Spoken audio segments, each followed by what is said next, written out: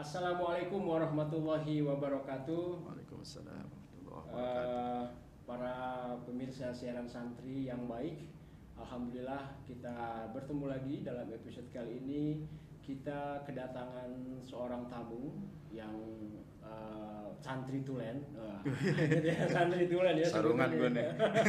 Gue sarungan nih. Iya, santri tulen hadir dengan sarungannya gitu ya. Kiprahnya dari sejak awal hingga saat ini selalu di dunia pesantren dan juga memberikan banyak manfaat dan memberikan tauladan untuk beberapa santri-santri yang lain dengan karya-karyanya yang luar biasa. Hari ini kita kedatangan seorang yang bernama Al Ustadz, atau kita sering mendengar beliau dipanggil Kiai Haji gitu ya. Kiai Haji Ahmad Jamil MA, luar biasa. Selamat datang Ustadz. Assalamualaikum Ustadz. Waalaikumsalam warahmatullahi wabarakatuh, Ustaz. Oke, dalam kiprahnya di dalam dunia pendidikan, beliau juga saat ini sedang dalam proses penyelesaian program doktoral di International Islamic University Malaysia, atau kita sering mendengar lebih terkenal dengan Universitas Antarbangsa gitu ya. UAE. UAE ya. Oke, baik. Selain itu, beliau juga saat ini posisinya sebagai satu di antara pimpinan pesantren tahfidz Darul Quran. Yap. Gitu Ustaz ya. Tanpa panjang untuk sebagai pembukaannya, karena sayang sekali waktu beliau yang di tengah-tengah kesibukannya menyempatkan mampir ke sini gitu kan. Terima kasih untuk berbagi cerita, berbagi motivasi, karena banyak di antara generasi-generasi kita Ustaz santri mungkin perlu ada tambahan wawasan, tambahan pengetahuan bahwa santri itu banyak loh aktivitasnya. Santri itu kemana-mana loh bisa aktivitasnya, tidak hanya sekedar yang kita pahami harus berpeci gitu kan, harus bersarung dan seterusnya. Ustaz, sedikit cerita Ustaz. Antum sekolah dulu, setelah lulus dari pondok pesantren Darussalam Gontor. Iya, siap. Masalah Gontor ya. Gontor. Oke. Saya kenal juga saudara kayaknya. Sepertinya sih kita pernah ketemu ya. Iya. Baik, Ustaz. Gimana tuh abis lulus Gontor, apa aktivitasnya Ustaz? Silakan Ustaz. Ya. Baik, bismillah, alhamdulillah, wassalatu wassalamu ala rasulillah, ma ba'du. Ustaz Khairiman dan kawan-kawan santri dan pecinta santri dimanapun berada. Saya lahir dari keluarga penjahit. Ayah saya tukang jahit, ibu saya tukang jahit, nenek saya tukang jahit, kakek saya pedagang. Waduh. Ini jahit dalam jahit bener, jahit baju. Suka menjahit masalah nih. Enggak, jahit baju. Oh, jahit baju benar ya. Kita jahit baju. Oke, silakan Ketika saya duduk di bangku sanawiyah, saya ini kan terobsesi banget ya, karena memang dulu masa-masa tahun 80-an. Saya mungkin saudara juga lahir 70-an ya. Masih muda saya saat ini. Jangan Anda tuh 60-an lahir ya. Ya, zaman tahun 80-an itu kayaknya sudah lumrah dan ya biasa saja kalau ada anak pagi sekolah di SD, siang di MI itu biasa. Itulah masa kecil saya yang kemudian saya lebih banyak menghabiskan waktu bersama Ustadz dan Kiai. Dari kecil pulang sekolah kemudian ke madrasah, habis itu sore istirahat, nanti maghrib sampai isya ya, ngaji lagi kita. Ngaji kitab-kitab kuning lah gitu ya, kutubut turos ya, kita belajar bahkan dari kitab yang paling tipis, makesa tipis ya. Berarti lebih dari tipis ya, ada tipis makesa ya. Oke. Sampai yang tebel segala macam kita belajar. Dari situ kemudian saya terobsesi. Saya ingin jadi kiai. Saya pengen jadi dai. Saya ingin mengabdikan diri saya buat agama Allah. Nggak kepikir dulu nerusin jadi tukang jahit, nggak kepikiran saya. Nggak kepikiran juga jadi pedagang seperti kakek saya gitu. Ya alhamdulillah berjalan. Kemudian saya sekolah di sanawiyah, di salah satu sanawiyah di Tangerang. Ada Kiai besar Tangerang, Kiai Haji Ahmad Suhaimi. Saya kuliah sekolah di sana. Nah, inilah kemudian kenapa pikiran saya kemudian melalang buana ke Jawa Timur. Nah, ada salah satu guru yang mantan bindep, Pak. Oke. Guru saya banget. Ini perlu dijelasin nih bindep ini apa nih? Iya, jadi yang keluar-keluar membina kepramukaan di Gontor dulu. Oke. Ya, luar biasa beliau, dan kepala sekolah saya juga orang sana. Selalu menanamkan setiap hari itu Gontor. Sampai kemudian kelas Itu di SMP waktu ya? sanawiyah, Waktu sanawiyah ya. Oke. sampai kemudian kelas 3 ada lagi kawan saya yang tidak lulus dari Arisalah. Dia kemudian memotivasi, udah Mil ke Gontor aja lu, bagus. Nah ini kemudian saya ngomong nih ke orang tua, karena kan zaman itu masih susah, Pak, masih susah banget. Listrik aja di kampung baru masuk 85-86, masih susah lah. Kemudian saya ngomong ke orang tua di depan mesin jahitnya, beliau masih ngejahit itu. Mbak, manggil Bapak kan, almarhum. Ya. Boleh kali saya ngelanjutin ke Jawa Timur gitu, ke Gontor. Gontor di mana? Jawa Timur, di Ponorogo. Itu orang tua saya mikir sampai lama gitu jawabnya. Ntar dulu tong lah, Babang nggak punya duit. Saya ngomong ke emak juga demikian gitu ya.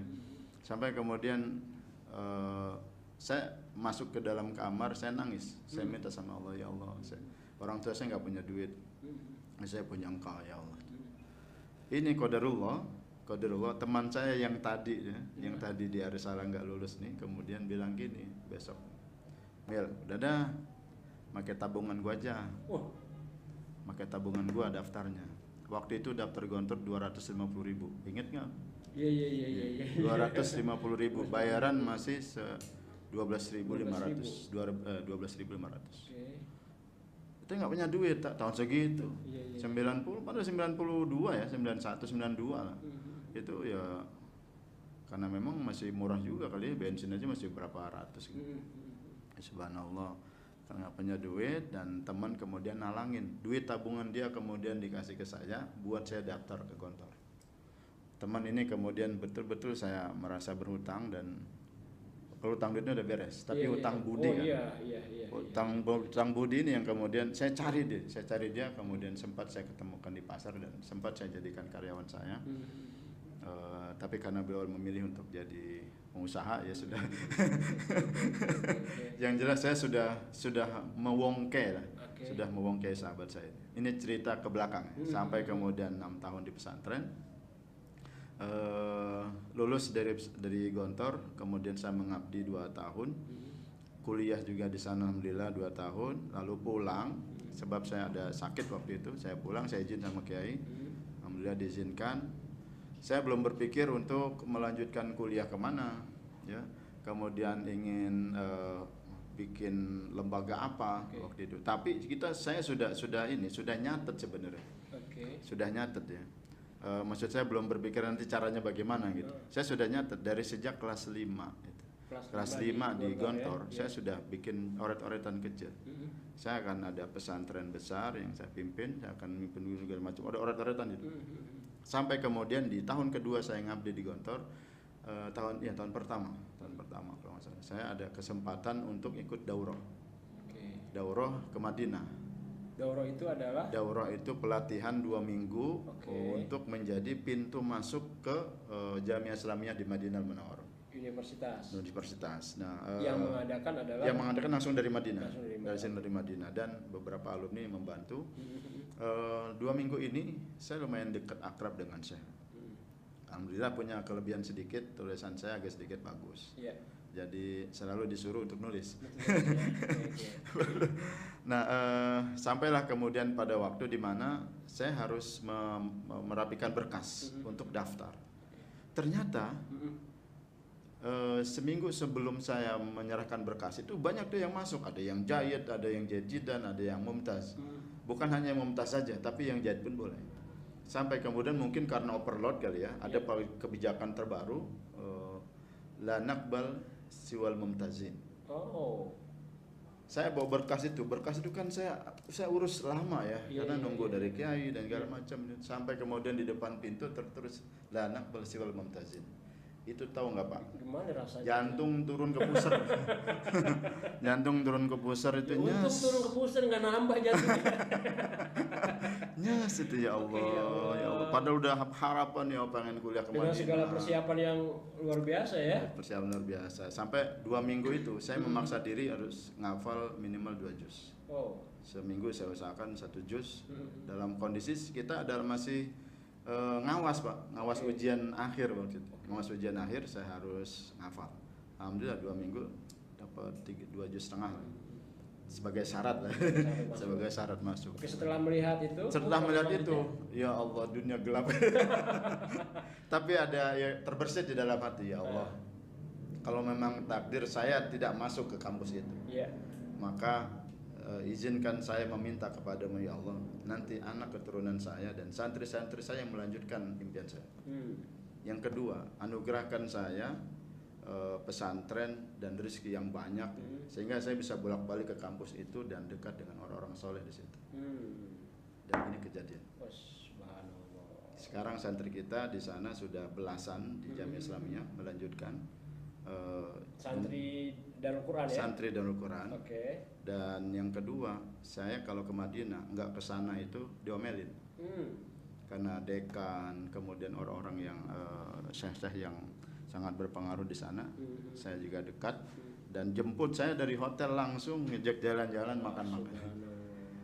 Ini kan sebuah ini ya impian yang kemudian saya melihat ya Allah, ini Allah kalau sudah terlibat sangat bisa. Dari Tapi situ Ustaz, sebelum lanjut nih Ustaz, saya tertarik dengan ungkapan tadi ketika prolog menyampaikan profil antum sebelum ke Gontor ya, dari mulai sanawiyah itu sudah punya orientasi untuk menjadi seorang kiai, menjadi pesantren. Itu dengan istilah kiai dari mana itu Ustaz? ya dulu gini ya, waktu saya diceritain sama Baba ya, sama Baba, Mil, waktu emak lu hamil, wal malu hamilin lu ya, ini kan yang Betawi nih ya. Iya. Tabrak kiai gitu. Iya. Ya teman-teman, mungkin antum belum tahu juga, saya aslinya Belanda. Apa itu singkatannya? Belakang bandara. Ya, pasti saya tanya singkatannya, bukan daerahnya sudah tahu. Kalau ada Belanda Depok, saya Belanda asli, di belakang bandara, Belakang di bandara. daerah Teluk Naga, daerahnya. Kalau jadi jawara bener, ya. Kalau jadi kiai bener. Oke. Ya mau kalau ke rumah ngempang dulu nggak? Ngempang dulu. Oke. Dari situ ya udah. Nah, jadi waktu hamil itu saya dikasih tahu sama bapak dulu, kenapa gua kasih nama Jamil. Iya. Waktu hamil, bapak ngimpi. Ada orang pakai jubah putih, pakai udeng-udeng. Itu ngasih tahu, nanti kalau anak lahir kasih nama Jamil. Oh. Kasih nama Jamil. Dari situ saya mulai kemudian berimajinasi apa gitu. Iya. Jadi yang ngasih nama Ahmad itu saya, tanggal lahir pun saya yang bikin. Ya, karena orang tua nggak nyatet. Orang kampung lah Pak. Jadi sebenarnya umurnya berapa dan? Nah itulah. Ya antum sendiri yang bikin. Dan itu kan jadi nggak kena sihir, nggak kena di pelet, nggak Iya, kena betul. orang nggak tahu weton saya. Oke. Nggak tahu weton. Iya. Tanggal berapa ya? Tanggal berapa gitu kan? Oke, baik. Berarti dari kecil itu sudah ada. Sudah. Ya, orientasi. Waktu itu kan ulama-ulama kita lagi wise banget, 80 ya. Iya. Kayak Syukron Makmun, kayak Zainuddin MZ juga baru aja naik. Pokoknya di sekeliling saya itu kayak gambaran pokoknya ulama gitu. Ini yang kemudian betul-betul membentuk karakter dan tambah lagi kondisi yang kemudian mengharuskan ya inilah jalan saya mungkin. Oke. Bismillah. Baik Ustaz, dari orientasi perjalanan hidup dari mulai sanawiyah atau dari mulai kecil bahkan itu sampai orang tua sejak hamil gitu ya, sampai seterusnya. Nah, ketika menjalani kehidupan itu ada nggak di tengah perjalanan apa benar nih gue mau jadi kiai, apa benar nih gue mau jadi ustadz atau gimana gitu? Sempat Atau, juga Pak. misalnya apa benar kan pandangan-pandangan dulu mungkin terhadap sosok santri itu seperti apa? Ya. Gitu kan, ya. Zaman itu ya santri itu deso, Oke. santri itu sarungan, santri itu kudisen, santri itu susah. Iya. Saya tetap nggak kepengaruh buat saya.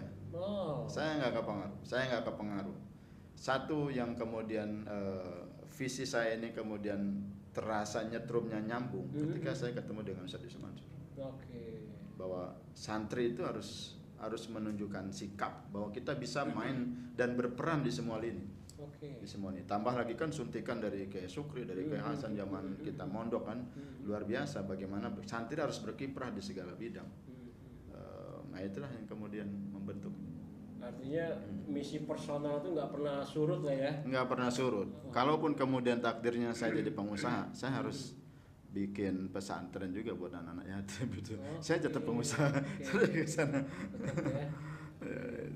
Ini menarik sahabat siaran santri, bahwa ketika kita dalam perjalanan hidup itu ada dari sejak dini, sejak kita kecil gitu ya, sudah punya arah-arah tujuan hidup.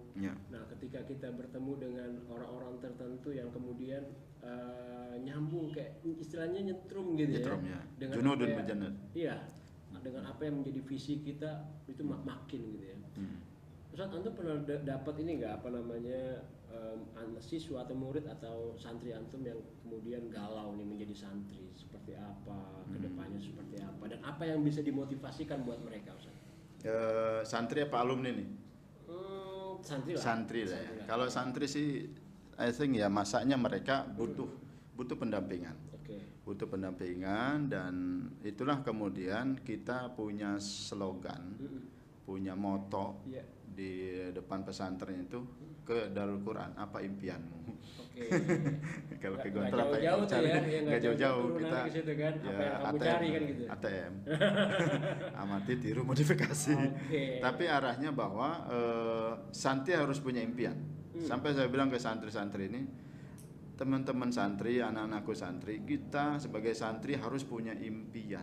Kalau nggak punya impian, maka fakabir alaikum arba'an wafatikum. Iya. Nah, motivasi antum untuk para santri punya impian, apakah dibatasi, diarahkan, atau disesuaikan dengan visi lembaga, atau dibebaskan punya impian apa saja? Bebas saja ya. Bebas. Intinya adalah hafiz Quran. Iya, Anda jadi presiden yang hafiz Quran, jadi menteri hafiz Quran, jadi teknokrat hafiz Quran, jadi pimpinan daerah hafiz Quran, jadi entrepreneur yang hafiz Quran, and whatever. Dan sekarang ini sudah arahan impian ini sudah mulai ini, Mansaru ala darbi wasola ini sudah mulai kelihatan. Sudah hampir wasola gitu ya. Anak-anak kita ada yang bukan hanya ngambil di Madinah, tapi juga kita perbolehkan kok, bahkan kita kasih jalan ke Tiongkok. Ke Tiongkok, ke kampus-kampus yang tekniknya mereka, kampus kedokterannya mereka, kan dua hal itu yang terkenal ya. Kedokteran Tiongkok kan luar biasa. Dan mereka ada yang dapat beasiswa juga anak kita ke sana. Kemudian ke Eropa, dan bahkan ada di ujung Rusia itu yang kalau buka puasa itu cuma berapa jam aja itu. Ada, ternyata anak kita ada di sana, putri lagi. Kita betul-betul memberikan imajinasi yang baik kepada mereka. Impian kan tidak hanya sekedar impian, harus repetition, dan juga harus ada harus dikasih imajinasi kepada mereka. Ini loh, bahkan bendera-bendera kampus besar itu kita tempel di kantin, di beberapa tempat. I will be there. Saya nanti akan di sana. Saya akan di sana. Bahkan sekarang impian itu kita tinggikan lagi. Anak-anak, kalau kalian punya impian, nanti saya akan kuliah di Melbourne University. Saya akan kuliah di Harvard University. Itu biasa, orang lain juga sudah seperti itu. Sekarang coba rubah dikit impiannya, agak tinggi lagi. Saya akan jadi rektor di Harvard University. Saya akan jadi dekan di Harvard University. Saya akan jadi dekan di Melbourne University, di Jamiah Islamiyah. Apa nggak boleh? Bisa ternyata bisa. Di kampus saya yang sekarang di UAE, Universitas Islam Antarabangsa, yang jadi dekan, jadi petinggi-petinggi, banyak orang non Malaysia. Di Jamiah Islamiyah saya pernah jumpa dengan Dr. Saya lupa namanya itu. Beliau orang Malaysia. Orang Malaysia. Bisa jadi dekan. Dan ini kan luar biasa itu. Terbukti ya. Impian-impian itu harus gitu. Jadi harus tinggi lagi, ngimpi mumpung gratis bos. Mumpung mimpi gratis, ayolah. Jadi santri ini harus berkiprah. Nggak perlu kredit lagi ya? Nggak perlu kredit.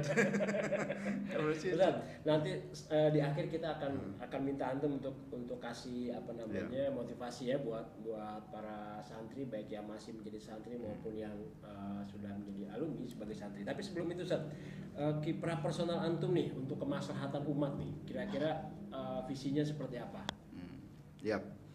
Setiap kita ini dai, setiap kita ini adalah santri, setiap kita ini adalah pendidik. Okay. Pendidik. Saya tidak mengatakan ustadz ya, tapi pendidik. Sehingga kalau bekal kita itu dimanapun dan apapun kemudian kita punya jabatan, kita punya posisi, itu akan menjadi tujuan utama, menjadi visi kita. Saya pasca dari pesantren, pasca dari Gontor, saya aktif di Dewan Dakwah, aktif juga di Dewan Dakwah Islamiyah, DDI. Zaman itu masih pasca Pak Husain Umar ya, pasca Pak Husain Umar. Saya aktif di Tangerang. Oh ya, Dewan Dakwah di Tangerang. Dewan Dakwah Tangerang. Okay. Kemudian aktif juga berdakwah dengan bendera Majelis Ulama Indonesia waktu itu, zaman muda ya. Zaman muda, sekarang udah tua gitu. Tua ya kira-kira. Udah tua. Tapi saya nggak ngeliat ketuaan Ustadz ini. Iya, pecian. Coba buka. Oke lanjut Ustadz. Nah di situ. Kemudian sering juga di kampung saya bina anak-anak muda ya. Apalagi di kampung-kampung ini kita jangan sampai disorientasi, jangan sampai nggak punya juga impian. Orang kampung harus punya impian, anak desa harus punya impian. Kita bisa kok. Saya tinggal di daerah yang saya bilang tadi Belanda ya, belakang bandara. Sampai saya bilang gini ke anak-anak di sana dan orang tua di sana, jangan sampai kita hanya menjadi generasi yang hanya ngeliatin pesawat setiap hari tanpa kemudian berdoa, ya Allah, saya pengen kelak suatu hari ada anak kampung saya yang nyetir itu pesawat. Yang nyetir itu pesawat, yang jadi manajer, yang jadi direksi di sana di kampung. Atau yang punya pesawat itu sekali. Bisa jadi yang punya pesawat gitu. Atau minimal sering jalan-jalan ke Mekah kayak bawa orang tua, bawa guru ngaji pakai pesawat itu. Kemudian keliling dunia membawa Islam, membawa keindahan Islam dengan pesawat itu. Saya ajarkan itu gitu, berimajinasi. Dan ya memang tidak semua orang mampu menangkap kan. Tapi minimal itu sudah kita ungkapkan dan mereka sudah bisa menangkap. Sehingga sekarang ini alhamdulillah banyak anak-anak kampung kami yang sudah habis sekolah itu nggak langsung kawin, nggak langsung kerja, tapi sudah berpikir kuliah dan segala macam. Untuk pengembangan diri ya. Betul. Karena merasa apa ya? Saya merasa bertanggung jawab gitu. Tambah sebagai putra daerah dan juga orang kampung yang bagaimana kita berkiprah bahkan di dunia internasional, di organisasi internasional. Ya Allah, bisa sebenarnya kita dengan modal ilmu, modal bahasa, modal kita hubungan baik dengan berbagai pihak, insya Allah bisa. Yang penting kita bawa keindahan agama kita aja. Betul, baik Ustaz. Para pemirsa siaran santri yang baik, paparan terkait dengan misi personal dari seorang Kiai Haji Ahmad Jamil MA tentunya menjadi inspirasi buat kita. Di penghujung ini kita juga nggak klop kayaknya kalau bicara Ustaz Jamil kita nggak bicara Dalil Quran gitu ya. Ustaz, sebenarnya orientasi Dalil Quran seperti apa Ustaz?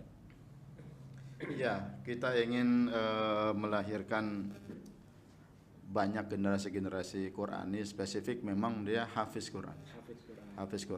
Bahwa ini kan pondasi awal ya, Wah kalau gitu ngapain ngapal aja tapi nggak paham. Udah itu next step ya, itu next step. Tapi tahap awal anak-anak harus pondasinya Quran. Karena kita melihat bagaimana ulama-ulama kita dahulu mereka di bidang sirah, di bidang syariah, adab dan sebagainya, rata-rata basicnya Quran. Qurannya selesai di masa kecil.